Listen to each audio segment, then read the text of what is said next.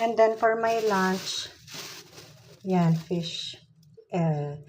Anong tawag dyan? The one with egg. 22.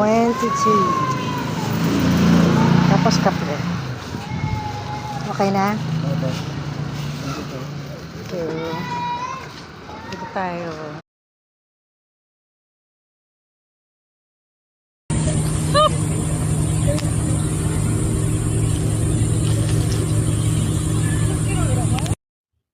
Okay, so living alone 101. Ano ang kakainin natin for tonight? Ayan, baliktarin ko muna yung camera. I wanna make sure hindi ako makikita. Okay, may ampalaya tayo, capsule. Ay, ampalaya fresh leaves. Okay, marami-rami rin yan. Tapos, may sumama maliit na bunga. Oh. Then, meron tayong tofu. Yan, galing yan dito. So, welcome sa ating one-pot meal. Meron pa tayong tira na squid na ginisa. Tapos, meron ding, ayan, calamari, yung octopus. So, ayan yung octopus.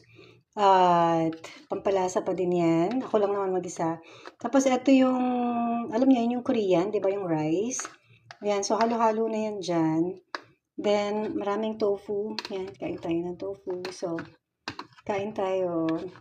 And, ano ko pa to, tik-tik. Meron din ako nilagay na kamote. Yan.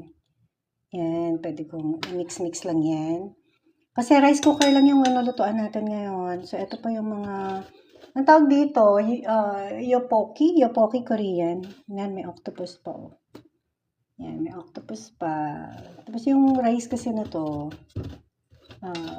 favorite ko to sticky. Yan, ilang pieces lang naman. Hinalo ko lang sa red rice. So, meron tayong red rice, meron tayong Korean rice. And, dalawang tofu to. Yan. So, ito na yung dinner ko. First meal ko to. Hindi ako kumain kanina.